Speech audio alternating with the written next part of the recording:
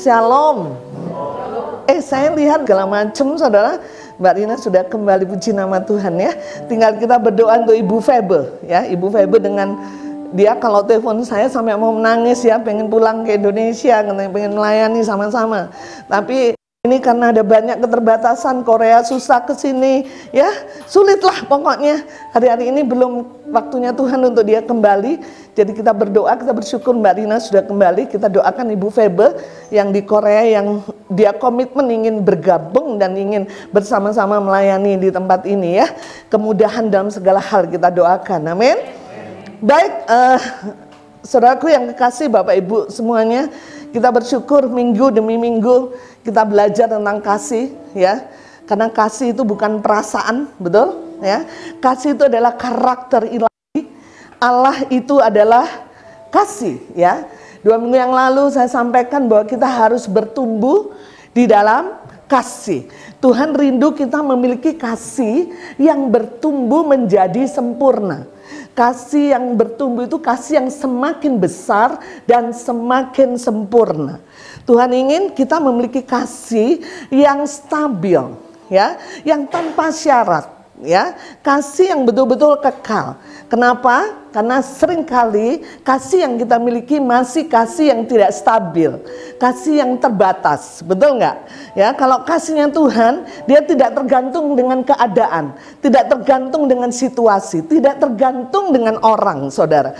Tapi kalau kita punya sekarang kasih dalam hidup kita, kasihnya masih tergantung dengan keadaan, tergantung dengan situasi, tergantung dengan orang. Ketika keadaan situasi baik, saya bisa mengasihi habis-habisan. Tapi begitu keadaan situasi, interaksi orang buruk dalam hidup saya bisa berbalik, saya bisa membenci habis-habisan. Nah ini yang Tuhan gak mau dalam hidup kita. Kenapa? Karena di dalam diri kita sudah ada Tuhan, sudah ada kasih. Amin. Dan biarlah kasih yang sempurna, kasih yang dari Bapa yang ada dalam hati kita ini yang lebih menonjol ya, daripada kasih yang terbatas itu. Karena itu masalahnya adalah pola pikir. 2 minggu yang lalu saya sudah bagikan ya, bagaimana sebenarnya kenapa sih kita memiliki kasih yang terbatas? Karena pola pikir kita yang masih dipenuhi dengan pola pikir dunia ya. Ingat kemarin 2 minggu yang lalu bicara tentang Martha dan Maria, betul nggak? Kenapa mereka konflik? Karena Martha masih punya pola pikir yang salah ya. Dan banyak sebenarnya dalam hidup kita, kenapa kita masih sering konflik, seringkali hubungan relasi dengan teman saudara seiman jelek, karena bukan apa-apa, karena pola pikir kita masih belum diperbarui oleh firman, masih pola pikir yang lama, masih pola dunia, sehingga kita memiliki persepsi yang salah ya tentang kasih. Nah, Bapak Ibu, semakin kesini kita mau belajar. Kenapa? Karena Tuhan sudah bilang kita pasti bisa memiliki kasih yang sempurna. Jangan berkata bahwa mana mungkin, saya bukan Tuhan, nggak mungkin saya punya kasih yang sempurna. Tuhan bilang ya kemarin 2 minggu yang lalu bahwa Tuhan memberikan segala sesuatu yang berguna untuk engkau hidup yang saleh. Artinya bahwa Tuhan akan buat segala sesuatu berguna untuk saya memiliki kasih yang sempurna. Dengan jalan apa? Dengan jalan pengenalan akan Tuhan. Semakin kita mengenal Tuhan, semakin pola pikir kita berubah, semakin saya mengalami kasih yang sempurna. Amin. Ya, dengan jalan apa kata Tuhan? Menganugerahkan setiap firman yang berharga, yang besar, supaya kita mengambil bagian dalam kodrat ilahi. Jadi saudara dan saya pasti bisa, karena semuanya itu hanya karena pekerjaan firman dan roh. Makanya Tuhan menjanjikan janji-janji yang besar dan ajaib kepada saudara, supaya saudara diubahkan pola pikir, sikap hati, hari demi hari saudara betul-betul menjadi orang yang bertumbuh dalam kasih. Kalau saudara baru lahir baru, sakit hati, jangan sampai saudara 10 tahun, 15 tahun udah ikut Tuhan masih saudara cepat tersinggung, saudara masih cepat sakit. Itu bukan bertumbuh namanya, betul nggak? Ya, tapi ketika engkau betul-betul terbuka dengan firman, Roh Kudus bekerja luar biasa, maka saya percaya setiap pengalaman-pengalaman yang Tuhan izinkan ya, setiap konflik demi konflik yang Tuhan izinkan, pasti Tuhan memberikan pelajaran, pasti Tuhan ubah hidup kita, sehingga ketika kita disakiti, oh dulu pernah aku disakiti, aku ampuni dia, sekarang aku mampu mengampuni, betul nggak? Ya, jadi saudaraku yang kekasih, luar biasa. Saya semakin saya yakin dan percaya bahwa Tuhan sedang membersihkan habis-habisan gerejanya, saudara dan saya. Karena semua makhluk sudah sangat rindu, saudara. Amin. Ya ini nggak main-main, saudara ya. Peduli amat dengan gereja yang gereja-gerejaan. Tapi saya mau di tempat ini betul-betul gereja yang dibangun dengan pola Tuhan. Amin. Gereja yang betul-betul dibersihkan. Tidak ada lagi benih musuh dalam hidup kita. Tidak ada lagi percampuran. Amin. Ya, tidak ada lagi pencemaran ya. Ya, kekotoran putri Sion nggak ada lagi. Ya, pola pikir yang lama yang dibangun oleh pola asuh segala macam dibersihkan. Saya percaya bukan banyaknya anggota jemaat, betul nggak saudara? Tapi ketika saudara dibersihkan, saudara ada di domain masing-masing, ada di tempat saudara. Mungkin saudara bekerja di kantor, saudara bertani. Setiap orang yang berinteraksi dengan saudara, saudara mungkin natural, saudara nggak beritakan Injil, saudara cuma bergaul biasa. Percayalah aliran kehidupan itu akan sampai. Saudara, saya nggak pernah berpikir kalau saudara menjadi orang yang eksklusif gitu ya. Orang yang son of God itu menjadi orang yang aneh. Karena Yesus dulu natural bergaul, betul nggak? Ya, saya percaya bahwa kita nanti ketika Tuhan proses hidup kita, benar-benar kita natural. Tapi dengan natural kita bergaul dengan secara natural ya, biasa. Tapi orang lain merasakan, saudara. Aku beda deh. Ya, aku beda deh. Ya, saya di kantor sebelum masuk, saya itu kan sekarang udah nggak jadi pejabat, saya sekarang udah nggak sibuk. Jadi kalau dulu pejabat itu nggak boleh WFH, nggak boleh kerja di kantor, kerja di nggak boleh kerja di rumah. Jadi kerja di kantor terus. Jadi saya nggak pernah yang namanya WFH.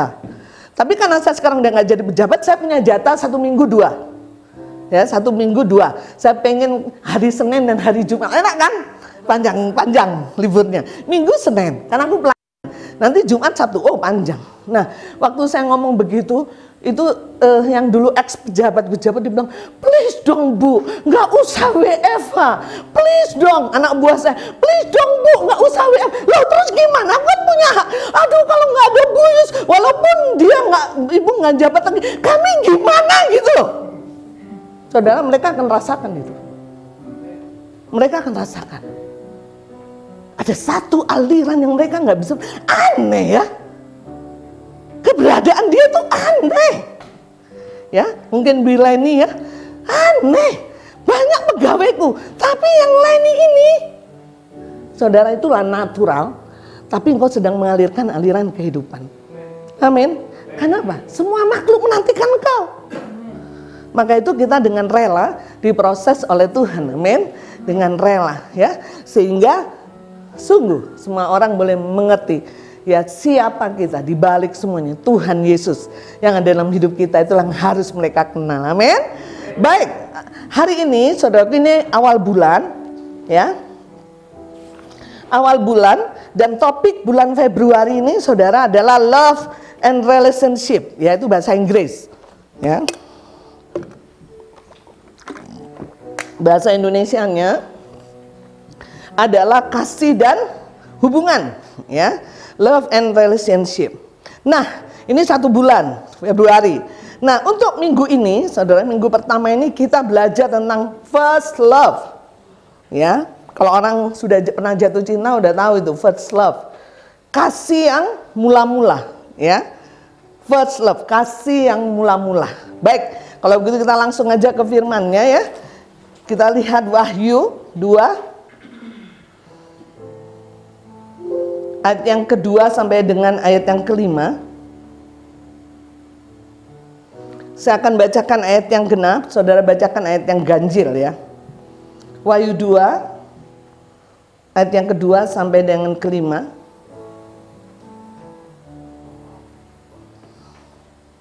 Wahyu 2 ayat yang kedua. Baik, saya akan bacakan ayat yang genap, saudara baca yang ganjil. Aku tahu segala pekerjaanmu, baik jeripayamu maupun ketekunanmu.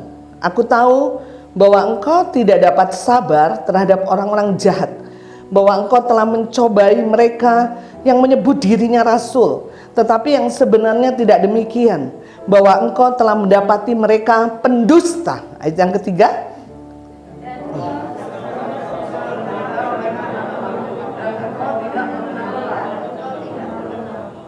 Amin. Ayat yang keempat. Namun demikian aku mencela engkau karena engkau telah meninggalkan kasihmu yang semula. Ayat yang kelima. Sebab itu ingatlah betapa dalamnya engkau telah jatuh. Bertobatlah dan lakukanlah lagi apa yang semula engkau lakukan. Jika tidak demikian, aku akan datang kepadamu dan aku akan mengambil kaki kirimu dari tempatnya. Jikalau engkau tidak bertobat. Baik, ini adalah kitab Wahyu, saudaraku, nubuatan kepada jemaat di Efesus, saudara ya. Saudaraku, saya baca lagi ayat yang kedua, saya akan tekankan ini. Ayat yang kedua berkata, aku tahu segala pekerjaanmu. Saudaraku, jadi saya harus garis bawah ini, saudara, bahwa Tuhan itu tahu. Amin. Ya, Tuhan tahu. Ya, iyalah Mbak, Tuhan kan maha tahu. Iya. Ya, kan Tuhan memang berkuasa, Dia tahu. Iya, karena Tuhan tahu pekerjaan kita, karena Dia tahu apapun yang kita lakukan, maka kita harus tidak bisa main-main dengan Tuhan, betul nggak? Ngerti nggak? Jadi saudaraku, Dia tahu saya melakukan pekerjaan apapun, Dia tahu motivasi hati saya, Dia apa yang mendasari saya melakukan sesuatu. Dia tahu, saudaraku. Nah, saudaraku, ini penilaian Tuhan atas jemaat Efesus, saudaraku ya. Ya, dikatakan bahwa Tuhan tahu, Dia menilai, Tuhan menilai jemaat Efesus. Dia katakan, aku tahu segala pekerjaanmu. Ya, Tuhan bilang, aku tahu segala pekerjaanmu, hei jemaat Efesus. Dikatakan, baik jeripayamu maupun ketekunanmu, aku tahu bahwa engkau tidak dapat sabar terhadap orang-orang jahat, bahwa engkau telah mencobai mereka yang menyebut dirinya rasul, tetapi yang sebenarnya tidak demikian, bahwa engkau telah mendapati mereka pendusta, dan engkau tetap sabar dan menderita oleh karena namaku, dan engkau tidak mengenal Allah. Saudaraku, kalau saudara baca ayat 2, ayat 3, saudara, tidak ada yang bercela, perfect, betul nggak? Jemaat Efesus ini betul-betul jemaat yang semangat, saudara. Dia melayani Tuhan, tidak pernah kenal lelah. Ya, dia mau menderita bagi Tuhan, saudara. Saudara, kalau saudara lihat saudaraku, jemaat Efesus ini jemaat yang perfect. Saudara mungkin nggak seperti jemaat Efesus yang begitu semangat. Dia mau menderita, ya. Dia mau tidak mengenal lelah, dia tekun, saudaraku, dikatakan dia sabar, ya. Kemudian dia sabar dan menderita oleh karena namaku, dikatakan ayat yang ketiga. Dan engkau dikatakan apa? Tidak mengenal lelah. Saudara, kalau saya berpikir penilaian Tuhan, saya pikir perfect, itu sempurna. Ya, itu luar biasa. Tuhan menilai jemaat Efesus good menurut saya, saudaraku. Tapi apa yang terjadi? Kita lihat ayat yang keempat. Kita sama-sama baca ya. Namun aku mencela engkau karena engkau telah meninggalkan kasihmu yang semula. Ini persoalannya, saudaraku, bahwa Tuhan melihat jemaat Efesus betul-betul jemaat yang semangat, tidak mengenal lelah, sabar menderita bagi Kristus, tetapi dia tidak digerakkan oleh kasih yang semula. Saudara, pernah saya bagikan berapa minggu yang lalu bahwa kasih itu landasan, betul nggak? Sekalipun, betul nggak? Sekalipun kau pintar, sekalipun kau pandai bernubuat, sekalipun kau bisa memindahkan gunung, sekalipun, kalau tidak ada kasih, tidak ada manfaatnya, betul nggak? Tidak ada faedahnya. Sekalipun kau bapak-bapak cari uang luar biasa, dapat duit banyak, kasih istri, kasih mobil, rumah, kasih pendidikan terbaik buat anak, kalau tidak ada kasih, nggak ada faedahnya, betul? Dan saudaraku, yang jadi masalah di jemaat Efesus ini adalah apa, saudara? Dia tidak digerakkan oleh kasih yang mula-mula. Kasih tidak menjadi landasan. Coba kita bayangkan, saudaraku, bagaimana sih sebenarnya kehidupan jemaat Efesus sebelumnya. Kita lihat Efesus 1.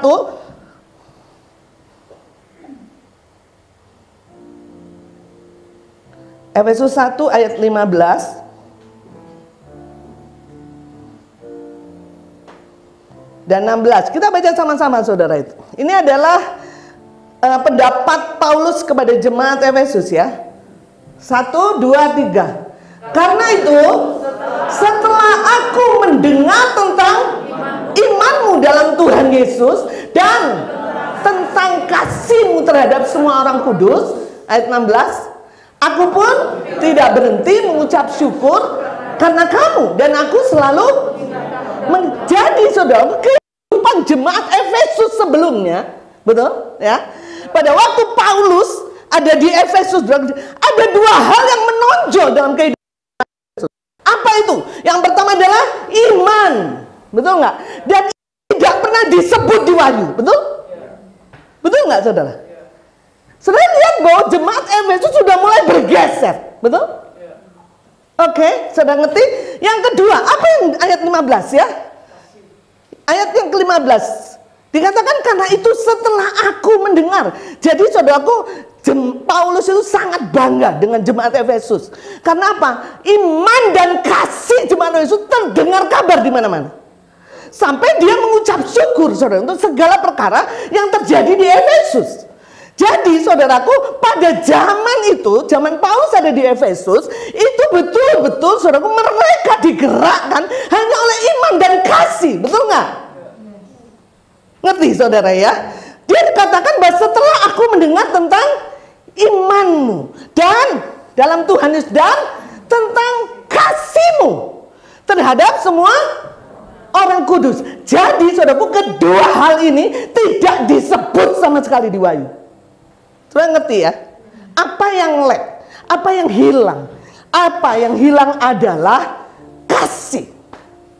Saudaraku, saya mau saudara flashback kota Efesus ya. Jadi saudaraku, kalau saudara tahu kota Efesus itu ada di 3 persimpangan. Ya, ini seperti pusat niaga, saudara ya.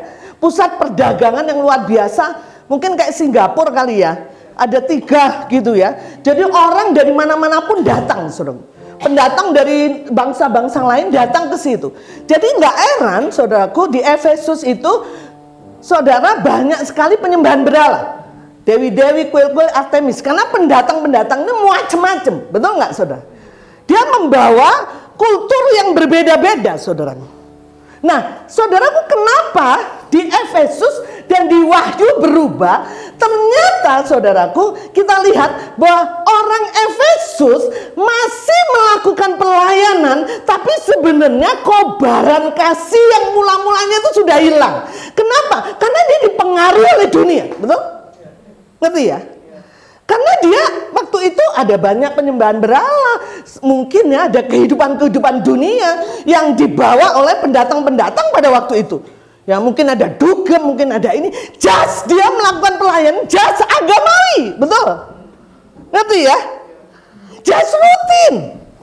Kenapa? Tapi nggak ada kobaran api, nggak ada kasih yang mula-mula. Makanya iman dan kasih kepada saudara, kepada orang kudus tidak ada.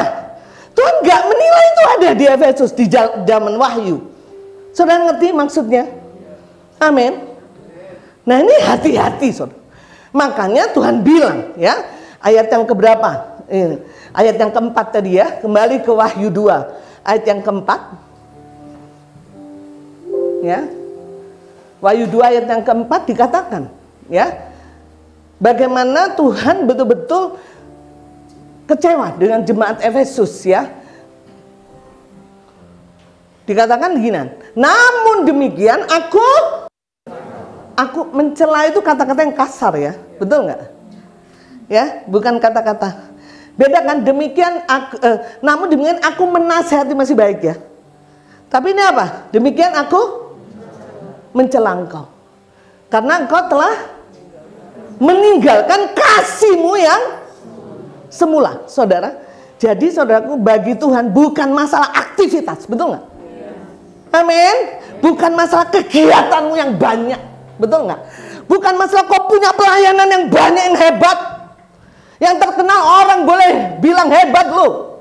Tapi Tuhan tahu pekerjaanmu, betul? Apakah kau didasari dengan kasih yang mula-mula atau tidak? Itu masalahnya. Nah, kalau kau tidak bekerja dengan kasih yang semula, percaya Tuhan mencela engkau. Betapa ayat selanjutnya dikatakan betapa dalamnya engkau jatuh. Sebab itu ingatlah betapa dalamnya engkau telah jatuh. Saudaraku, saudara tahu bahwa tidak ada yang berkenan buat Tuhan kalau saudara melakukan tanpa kasih. Ya, kita sudah terlalu dalam jatuh. Ya, tidak ada lain kecuali kita bertobat. Baik, saudaraku. Jadi masalah utamanya adalah jemaat Efesus tidak melakukannya dengan kasih yang mula-mula. Apa sih kasih yang mula-mula? Ya, sekarang kita tanya, Mbak Yus, kalau begitu apa kasih yang mula-mula? Ya, kasih yang mula-mula itu adalah kasih yang kita alami pada waktu kita pertama kali lahir baru. Ya, pasti setiap kita mengalami ya. Pada waktu kita pertama lahir baru, waduh, kita jatuh cinta banget sama Tuhan. Ya, kalau bisa apapun saya lakukan buat Tuhan. Saudara tahu, saya waktu pertama kali, saya bukan orang yang bagus, kehidupan lama saya cukup bermasalah.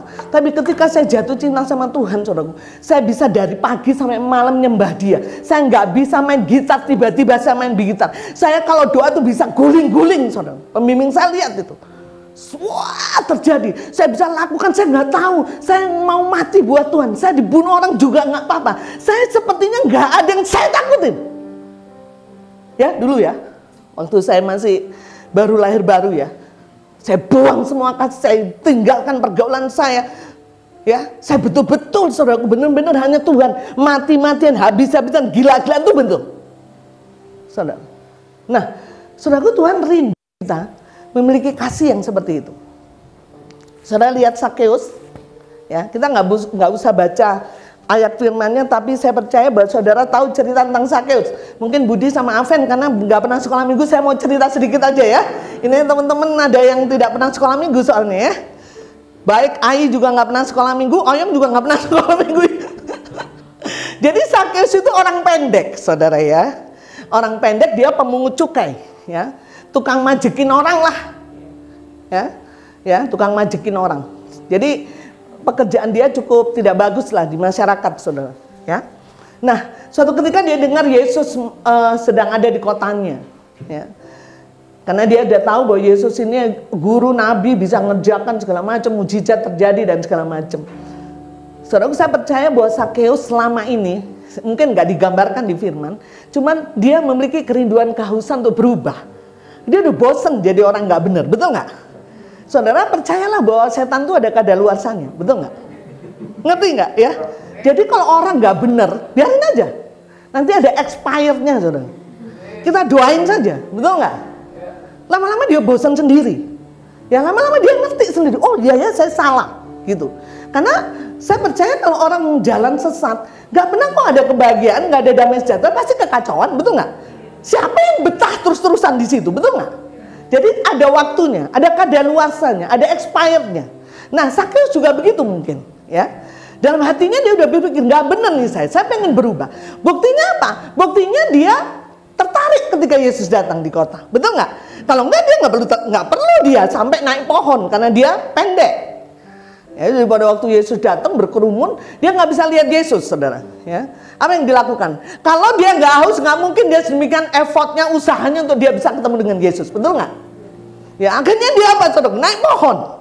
Ya, kalau segera pikir nekat banget sih nih orang gitu ya. Nah, kita doa ya supaya ada banyak Sakeus-Sakeus yang bertobat, amin. Ya, sudah waktunya expired ya.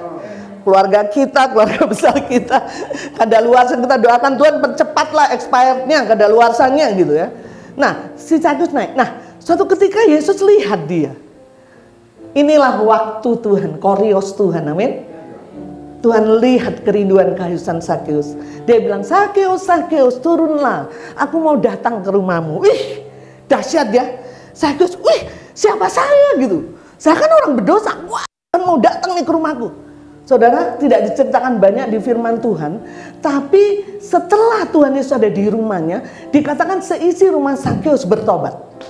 Ya, Dan apa yang terjadi? Inilah kasih yang mula-mula.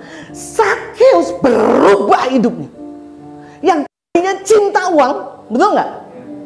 Majekin orang, ya.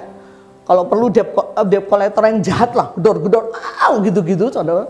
Ya, yang tadinya begitu, saudara, berubah. Yang tadinya cinta uang, serupiah pun berharga buat dia. Yang tadinya cinta mamon, begitu ketemu Yesus, saudara.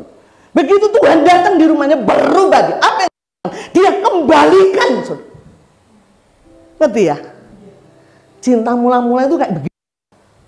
Gak main-main berubahnya, betul nggak? Yang tadi ambilin menekan, mengintimidasi orang, ini dia kembalikan kalau nggak salah 4 kali lipat. Waduh, kalau dia tekan Pak Manson 10.000, dia kasih 40.000. Itu kalau karena perubahan hidup, betul nggak?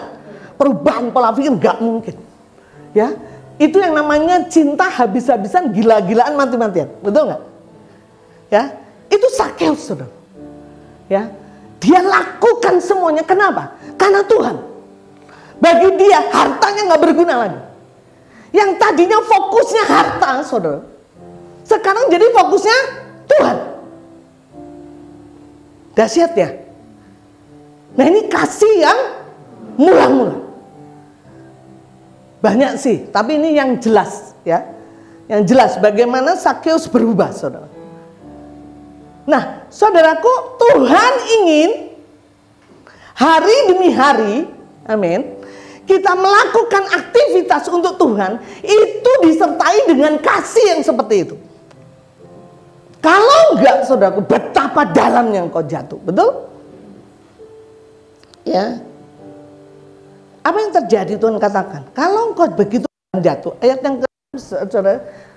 yang ke-5, itu ingatlah betapa dalamnya engkau telah jatuh, bertobatlah. Jadi apa perintah Tuhan? Yang pertama adalah bertobatlah dan lakukanlah lagi apa yang semula engkau lakukan. Jadi Tuhan tidak menyuruh kita melakukan sesuatu yang baru, benar nggak? Benar nggak, saudara? Ya, bukan Tuhan suruh kita lakukan sesuatu yang baru. Tapi ketika kau dulu mengalami kasih yang baru, apa yang kau lakukan itu? Setiap orang boleh beda-beda, betul nggak? Ngerti ya, saudara ya?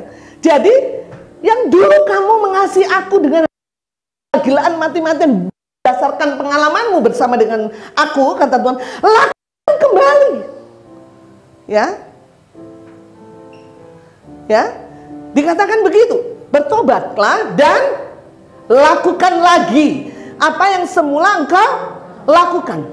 Jadi tidak ada sesuatu yang baru, tapi apa yang pernah kau lakukan, lakukan. Bukan apa yang kau rasakan, tapi apa yang kau lakukan.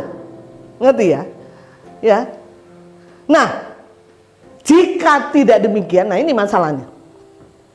Jika saya tidak kembali ke kasih yang mula-mula, saya tidak kembali ke kasih yang dulu yang pernah saya alami, maka aku, A-nya besar ya di sini ya.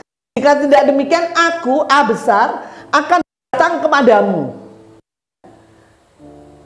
Ini nggak bisa dibilang main-main loh, saudara ya. Kau akan mengalami nih kalau tidak terjadi atas hidupmu. Aku ini bukan nakut-nakutin, tapi ini firman. Aku akan datang kepadamu dan akan mengambil kaki dianmu dari tempatnya jikalau engkau tidak. Apa itu kaki dian? Kaki dian itu terang yang supranatural. Amin. Ya.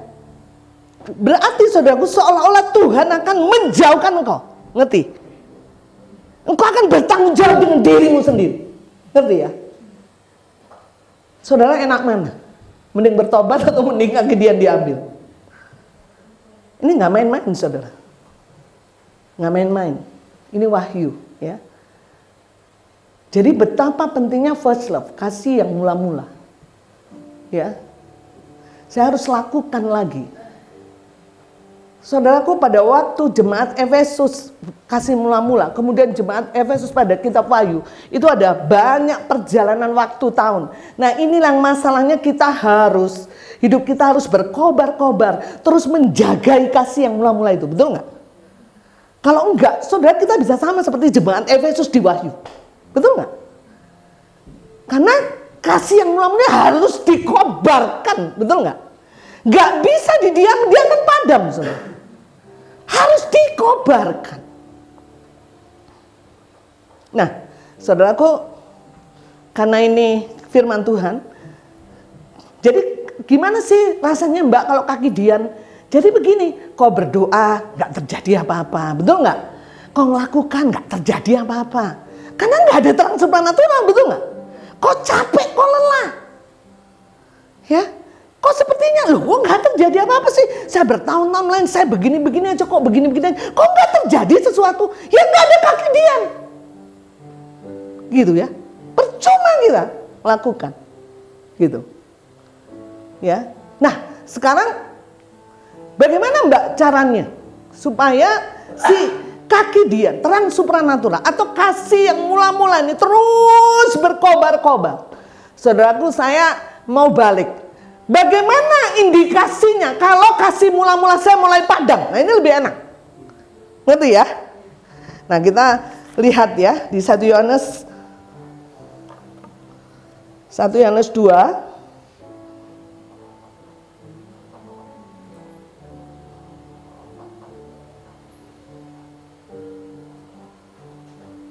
1 Yohanes 2 ayat 15, 16, dan 17. Saya akan bacakan.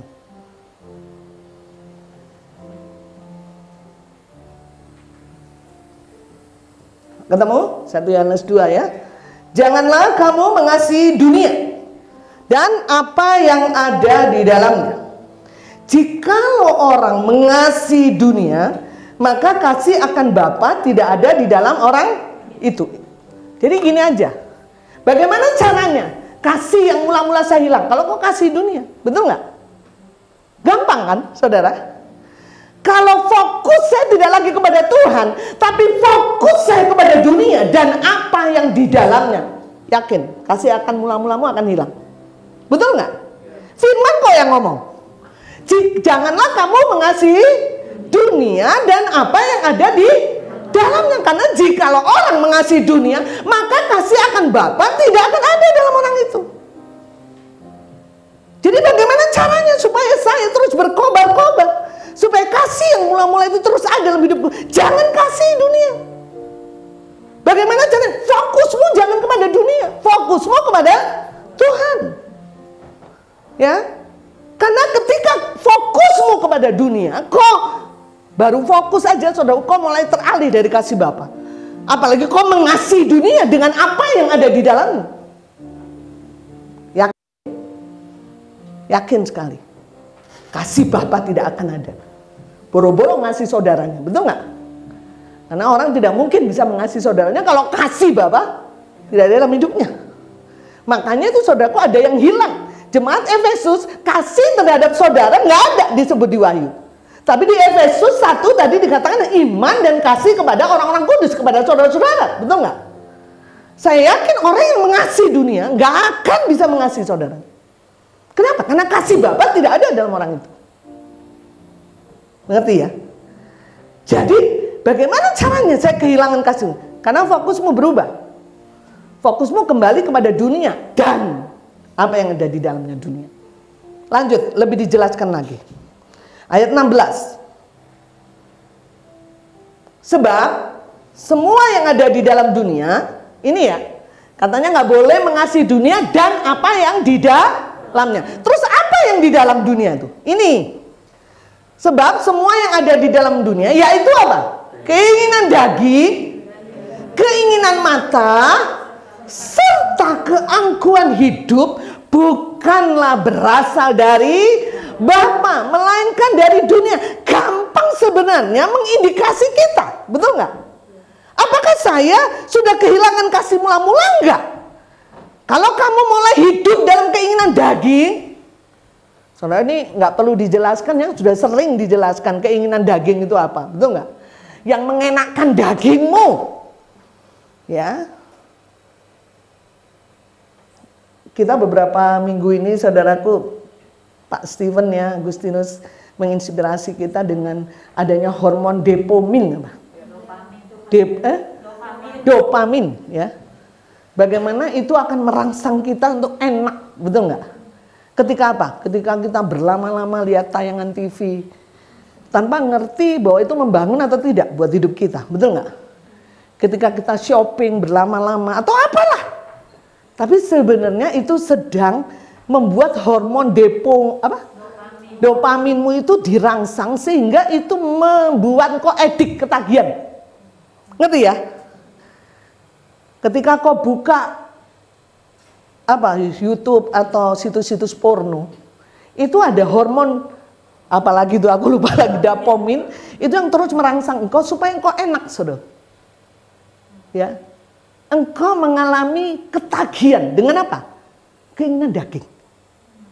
Maka itu dia tulis habis-habisan, saya seneng banget itu. Supaya dia bisa mengindikasi saya, saya udah bener nggak sih?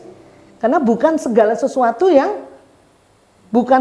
nggak boleh, tapi segala sesuatu berguna atau membangun nggak atas hidupmu, begitu kan? Nah, saudara, keinginan daging. Mungkin pertama, kedua, lama-lama ketagihan, saudara. Ya, yang mengenakan daging saja. Ya. Nah, ini saudara bisa terjemahkan. Dan keinginan mata. Wow, banyak. Nah, ibu-ibu ya, kalau belanja ya, kalau udah ceritanya ada beli 3 dapat 3, waduh, langsung itu plok hormon dopaminya kerja. Ya. Sama saya juga begitu, karena pengen ngirit sebetulnya, tapi ngorot, saudara ya. Tak perlu kan sebetulnya gitu. Beli ini dapat ini, ya. Beli ini dapat panci, beli ini dah ada lah. Ya. Keinginan mata, ya kan? Sudah ngerti, ya. Karena kadang-kadang hal-hal yang sepele, saudara. Ya, jadi saya bisa kasih tahu, saudara. Yang pertama, kenapa kita bisa kasih ciri-ciri? Aku ini udah kehilangan kasih mula-mula nggak ya? Yang pertama, fokus kita sudah beralih kepada dunia. Yang kedua, berkurangnya waktu untuk Tuhan. Dulu semangat persekutuan gitu ya, dulu semangat doa. Sekarang peduli amat deh, emang gue pikirin. Gue sedang dapat hormon dopamin. Karena saya sedang enak nih. Ini enak daripada persekutuan. Ini lebih enak daripada doa. Ngerti ya? Waktu kita berkurang nggak masalah. Jadi berkurangnya waktu untuk Tuhan tuh nggak jadi problem. Saudara, itu kau sudah mulai kehilangan kasih yang mula-mula. Ya, biasanya semangat gitu ya, doa, semangat ini, semangat. Sekarang nggak ada. Melayani. Betul nggak? Lakukan sesuatu lakukan, tapi sebetulnya nggak ada kasih yang mula-mula. Ya. Jadi yang kedua, berkurangnya waktu untuk Tuhan. Ya saudara yang tahu, karena saudara lakukan apa yang dulu saudara lakukan. Setiap orang beda-beda, saudara. Yang ketiga, dikatakan apa? Keangkuhan hidup. Mulai kejar keberhasilan, kejar kesuksesan, punya target-target sendiri. Bukan targetnya Tuhan ya. Punya target-target sendiri. Mulai kejar. Saya harus punya mobil, saya harus punya rumah, saya harus punya teman hidup, saya harus punya ini, saya harus punya ini. Tanpa disadari, saudaraku, itu meng-create keangkuhan hidupmu. Karena kau merasa dengan kau punya segalanya, kau merasa diakui. Betul? Padahal sebenarnya kita harus kejar target Tuhan. Karena hidup kita bukan milik kita lagi. Kita harus percaya bahwa segala kekayaan itu berkat Tuhan, bukan karena usaha kita, betul? Ya. Tapi keangkuhan hidup sudah mulai menyetir kita. Nah, ini harus bahaya, ya. Ya. Ayat yang ke-17. Dan dunia ini sedang lenyap dengan keinginannya, tetapi orang yang melakukan kehendak Allah tetap hidup selama-lamanya. Pilihan. Betul nggak, saudara? Jadi kita harus tahu fokus kita apa nih sekarang. Mengasihi dunia dengan apa yang di dalamnya, atau mulai hanya fokus kepada Tuhan. Ciri-cirinya, kalau engkau sudah mulai berkurang waktu untuk Tuhan, yang tadinya itu merasakan kehidupan saudara, itu sekarang beralih fokusnya kepada dunia. Saudara, ini harus hati-hati, saudara. Kau tidak akan pernah mengalami apa-apa karena kaki dianmu sudah diambil dengan Tuhan. Yang ketiga, saudaraku, memang nggak ada di sini. Yang ketiga, memiliki akar kepahitan dan konflik batin yang tidak segera dibereskan itu juga bisa membuat kasih yang mula-mula kita padam. Ya, jadi punya konflik batin terus gitu, kepahitan yang terus-menerus dan tidak pernah tuntas dibereskan. Itu saudara bisa membuat kasih mula-mulamu padam. Maka itu beberapa kali minggu-minggu terakhir ini kita belajar bahwa jangan taruh sampah atas hidupmu, betul? Bereskan, bereskan, bereskan, buang, buang, lupakan, ampuni, berkati, betul nggak? Karena itu yang membuat kasih yang mula-mulamu itu akan padam. Ya. Saudara, kasihan kalau kaki Dian tidak ada dalam hidup kita. Saya berdoa supaya kaki Dian itu terus ada di dalam gereja ini, saudara. Kalau enggak, saya bisa khotbah tapi jual jam, betul nggak? Nggak ada manfaatnya, saudara. Ya. Karena penting bagi saya kaki Dian itu terang yang supranatural. Jadi saudaraku, ini hal-hal yang membuat kita bisa kehilangan kasih yang belum. Bagaimana caranya? Kobarkan kasih yang belum. Bagaimana cara kobarkan? Kita lihat 1 Yohanes 4. Ayat yang ke-18.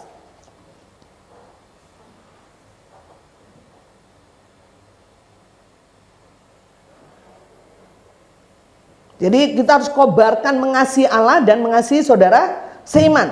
Ya, saya bacakan ya dengan cepat. Di dalam kasih tidak ada ketakutan. Kasih yang sempurna melenyapkan ketakutan. Sebab ketakutan mengandung hukuman. Dan barang siapa takut, ia tidak sempurna di dalam kasih. Kita mengasihi karena Allah lebih dahulu mengasihi kita. Jikalau seorang berkata aku mengasihi Allah dan ia membenci saudaranya, maka ia adalah pendusta. Karena barang siapa tidak mengasihi saudaranya yang dilihatnya, tidak mungkin mengasihi Allah yang tidak dilihatnya. Dan perintah ini kita terima dari Dia. Barang siapa mengasihi Allah, ia harus juga mengasihi saudaranya. Jadi bagaimana caranya? Selain kita kembali fokus kepada Tuhan, tidak mengasihi dunia, terus melakukan apa yang pernah kita lakukan, saudaraku. Waktu kita untuk Tuhan terus ditambah-tambah, bukan jadi berkurang. Kita harus bereskan semua konflik batin, semua kepahitan yang ada dalam hidup kita. Karena itu yang membuat kasih kita padam. Selanjutnya saudara harus mengobarkan kasih terhadap saudara seiman. Betul nggak? Ya. Kobarkan kasih saudara seiman. Karena kalau orang bilang aku mengasihi Allah tapi tidak mengasihi saudara seiman, bohong namanya. Ya dikatakan begitu ya. Ia adalah seorang pendusta. Karena bagaimana mungkin dia mengasihi Allah yang tidak kelihatan, saudara seimannya aja yang kelihatan dia nggak bisa mengasihi. Nggak mungkin. Betul nggak saudara? Jadi saudara bisa lihat, begitu saudara tidak mengasihi saudara, sebenarnya kasih mula-mula saudara sudah hilang. Karena kasih mula-mula itu kasih kepada Allah yang berkobar-kobar. Kalau kasih Allah yang berkobar-kobar, nggak mungkin saya nggak mengasihi saudara seiman. Nggak mungkin. Pendusta kita. Kalau kita bilang kita mengasihi Allah, tapi nggak mengasihi saudara seiman. Nggak mungkin. Karena Allah saja yang tidak kelihatan, saudara seiman aja yang kelihatan kita nggak bisa kasih, apalagi Allah yang tidak kelihatan. Ya, kita bisa lihat, cek hidup kita. Ya, jadi tidak ada alasan lain, saudaraku, kecuali kita kobarkan kasih kita kepada Tuhan dengan melakukan apa yang dulu kita lakukan. Amin. Amin, saudara. Kalau dulu saudara senang berlama-lama berdoa, lakukan kembali. Amin. Kalau dulu saudara, saya nggak tahu apa yang saudara lakukan, karena Tuhan bilang lakukanlah apa yang semula engkau lakukan. Ya, pada waktu kau lahir baru, apa yang kau lakukan? Cintamu yang mula-mula, apa yang kau lakukan? Ya, ya. Saya percaya saudara, kalau itu terus kau lakukan, nggak ada yang bisa menarik saudara. Saudara nggak akan pernah tertarik dengan dunia ini. Dan saudara percaya bahwa terus, ya. Efesus 1 ayat 15, orang akan melihat iman dan kasihmu terhadap saudara seiman itu terus terlihat. Ya, sama Paulus bangga sekali kepada jemaat Efesus. Demikian juga ya kita. Mari kita first love ini, kasih yang mula-mula ini betul-betul kita kobarkan, saudara. Ya, ingatkan saudara seimanmu kalau dia mulai jauh. Ya, oh dulu kamu pernah doa, kok sekarang kok nggak doa ya? Gitu ya. Dulu kamu begini, kok sekarang kamu nggak begini lagi ya? Kasihan kalau dia sudah jauh, ya kan? Betapa dalamnya engkau jatuh, betul kan? Ya, karena ini yang membuat kasih mula-mula kita padam. Mari kita kembali lagi, karena kita tahu itulah hakiki, itulah sejatinya hidup kita. Semuanya harus dilandasi oleh kasih. Karena sekalipun kita nggak akan pernah ada faedah, kita nggak akan pernah ada gunanya kalau kita tidak didasarkan oleh kasih. Amin. Amin, saudara. Dunia bisa macam-macam ya, sama seperti di Efesus, dia penuh dengan pengaruh dunia. Tapi percaya kalau kita punya komitmen, Tuhan, engkau tahu pekerjaanku. Jadi aku tahu bahwa aku semuanya dilandasi kasih. Kita nggak tertarik dengan godaan dan pengaruh dunia, saudara. Kita tetap fokus hanya kepada Dia. Ya, kita tidak berkurang waktu kita. Ada banyak orang-orang, saudaraku, tidak kasih mula-mulanya tidak padam begitu saja, tapi dengan rubah-rubah yang kecil, ya. Mungkin disibukkan oleh pekerjaan kantor, disibukkan oleh ini, sehingga kita tidak memiliki komitmen lagi untuk kembali datang kepada Tuhan, fokus kepada Tuhan. Ya. Tapi kita melihat jemaat mula-mula, saudara, ya. Kenapa dia kasihnya terkenal? Kenapa dia begitu menjadi menjadi kelompok yang disegani banyak masyarakat pada waktu itu? Karena dia penuh dengan kenapa? Karena jemaat mula-mula itu ikat janji dengan Tuhan. Ya, saya selalu sampaikan, ikat janji apa? Ya, jemaat mula-mula ikat janji, apapun kondisi hidupku Tuhan, aku akan terus mencintai Tuhan. Nah, ini ikat janji sama Tuhan.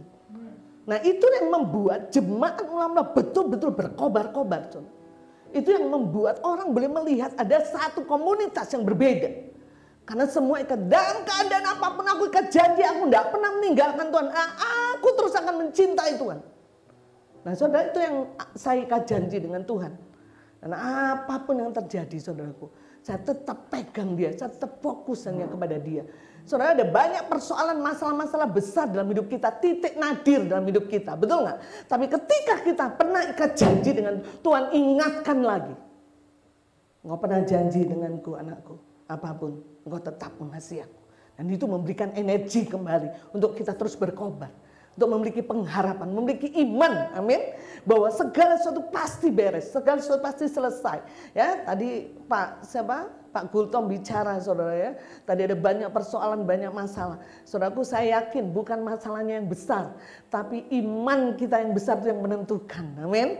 Ya, bisa terjadi masalah yang besar, tapi kalau iman kita betul-betul besar, kita terus memiliki kasih, mau terus terfokus hanya kepada Tuhan, masalah itu begitu saja Tuhan akan selesaikan. That's it, ya. Tuhan akan selesaikan semuanya dengan cara Dia, dengan waktu Dia.